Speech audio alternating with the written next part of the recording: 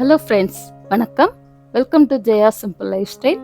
இன்றைக்கி வந்து செவ்வாய்க்கிழமை காலையில் நம்ம வீட்டு கிச்சனில் இன்றைக்கி என்ன ஈஸி சமையல் செய்கிறேன்னு உங்ககிட்ட ஷேர் பண்ணிக்கிறேன். வாங்க கடகடன்னு சமையலை ஸ்டார்ட் பண்ணிடலாம். ஃபஸ்ட்டு வந்து சாதத்துக்கு லஞ்சுக்கு வந்து உழவு வச்சுருக்கிறேன். சாதம் அரிசி போட்டாச்சு, வெந்துக்கிட்டு இருக்கு. இந்த அடுப்பில் பார்த்திங்கன்னா ஒரு 5 முட்டையை வந்து வேக வச்சுருக்கிறேன். இந்த குக்கரில் பார்த்தீங்கன்னா துவரம்பருப்பு வந்து அரை மணி நேரம் ஊற வச்சு கழுவி எடுத்து வச்சுருக்கிறேன். இன்றைக்கி வந்து சாம்பார்லாம் வைக்க போகிறது இல்லைங்க. அப்புறம் இந்த பருப்பு கூட செய்கிறதுக்காக கொஞ்சம் வெங்காயம், தக்காளி, பச்சை மிளகாய் எடுத்து வச்சுருக்கிறேன். அதையும் கடகடன்னு வெட்டிட்டு வந்துடுறேன். இன்றைக்கி வந்து வெறும் பருப்பு தான் நான் செய்கிறேன். ஏன்னா வெறும் பருப்புனா அதுக்காக பருப்பும் பெருங்காயத்தூள், உப்பு இது மட்டும் போட்டு கூட வேக வச்சு தாளித்து சாப்பிட்லாம். அதுவும் செம்ம டேஸ்ட்டாக இருக்கும். ஆனால் அதை விட பார்த்தீங்கன்னா நீங்கள் இந்த மாதிரி வெங்காயம், தக்காளி, இந்த பச்சை மிளகா, அப்புறம் கொஞ்சம் மஞ்சள்தூள், கொஞ்சம் பெருங்காயத்தூள், அப்புறம் ஒரு 5-6 பூண்டு அதையும் போட்டு நல்லா மிக்ஸ் பண்ணி நல்லா வேக விட்டு நல்லா மசித்து அதுக்கப்புறம் தாளித்து சாப்பிட்டிங்கன்னா செம்ம சூப்பராக இருக்கும். இது எல்லாருக்குமே தெரியும். பிகினராக இருக்கிறவங்களுக்கு, சமையலில் பிகினராக இருக்கிறவங்களுக்காக தான் நான் சொல்லிகிட்டு இருக்கிறேன்.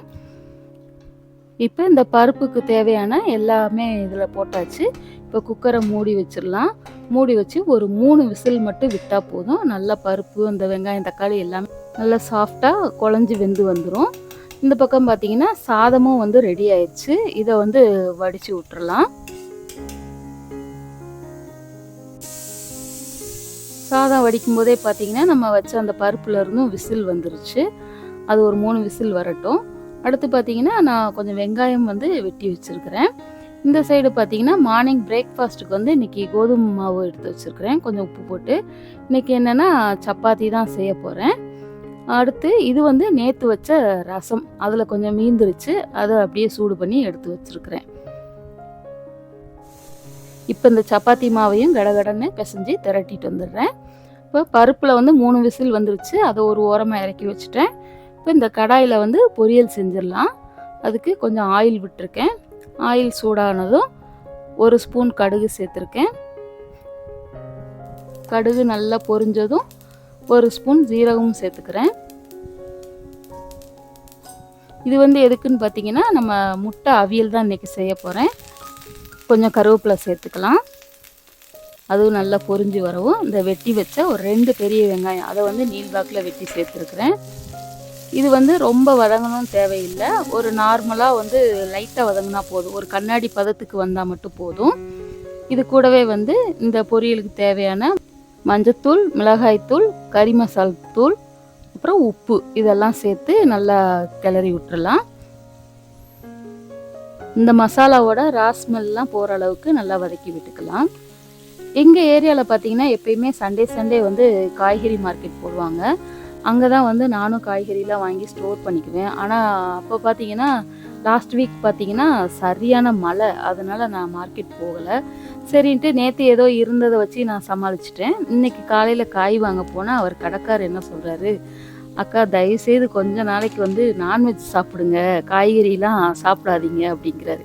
ஏன்னா இப்படி சொல்கிறீங்க அப்படின்னு சொல்லி கேட்குறேன். அவர் சொல்கிறாரு, அக்கா காய்கறி பக்கமே போக முடியல, எல்லாமே ஒன்று அவ்வளோ ரேட்டாக இருக்குது அப்படின்னு சொல்லிட்டு. ஆனால் மழை ஒரு பக்கம் பெய்யுது, இன்னொன்று முகூர்த்தம் நேரங்கள் இருக்குது. நாளைக்கு பார்த்திங்கன்னா வைகாசி விசாகம் வேறு. அதனால் பார்த்திங்கன்னா காய்கறிலாம் எக்குத்தப்பாக ரேட் விற்கிது. நானும் இன்றைக்கி லேட்டாக வேறு போயிருந்தேன்னா அதனால் காய்கறியும் அவ்வளோவா இல்லை அவர்கிட்ட. எல்லாமே சேல் ஆயிடுச்சு. கொஞ்சம் தான் வாங்கிட்டு வந்தேன்ப்பா, எல்லாமே சேல் ஆயிடுச்சுன்னு சொல்லிட்டாரு. அதனால தான் இன்றைக்கி வந்து நான் முட்டை மசால் செஞ்சுருக்கேன். இந்த மசாலாலாம் வதங்கின உடனே கொஞ்சமாக தேங்காய் துருவல் சேர்த்துக்கலாம். தேங்காய் துருவல் சேர்த்துட்டு இந்த வேக வச்ச முட்டையை வந்து 2 கீறி அதையும் கூட சேர்த்து நல்லா கிளறி விட்டுட்டேன். இந்த முட்டை மசால் பார்த்திங்கன்னா எல்லா வகையான குழம்புகளுக்குமே வந்து நல்லா சூட் ஆகும். அப்புறம் மார்னிங் வந்து அந்த காய்கறி கடைக்காரன்கிட்ட இருந்து 1 கிலோ மாம்பழம் வாங்கிட்டு வந்திருந்தேன். வாங்கிட்டு வந்த உடனே எங்கள் வீட்டில் எல்லாம் வெட்டி சாப்பிட்டுட்டாங்க. பேலன்ஸ் 2 தான் இருந்தது. சரி ஓகே, இன்றைக்கி லஞ்சுக்கும் வச்சுக்கலாம் அப்படின்னு சொல்லிட்டு இன்றைக்கி மாம்பழமும் முட்டையும் தான் இன்றைக்கி லஞ்சுக்கு. இது வந்து நெக்ஸ்ட்டு இந்த தாலில் கொஞ்சம் உப்பு போட்டு மிக்ஸ் பண்ணிவிட்டு இந்த தாலுக்கு வந்து ஒரு தாளிப்பு கொடுத்துடலாம்.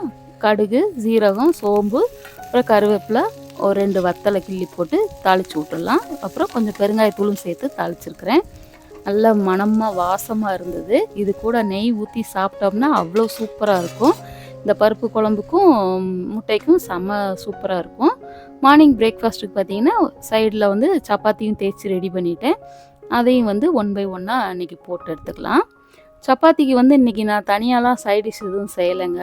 நம்ம நார்த் சைட்லாம் வந்து சேட்டுக்காரங்களாம் சாப்பிடுவாங்க இல்லையா, இன்றைக்கி சப்பாத்தி வித் தால்னு சொல்லிட்டு, அதுதான் இன்றைக்கி நம்ம வீட்லேயும் சேம் இதே தால் தான். அதாவது லஞ்சுக்கும் பிரேக்ஃபாஸ்ட்டுக்கும் சேம் தால் தான். சப்பாத்தியும் தாலும் நல்லா இருந்தது, சாப்பிட்டாச்சு.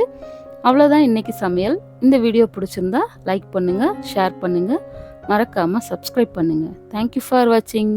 பாய்.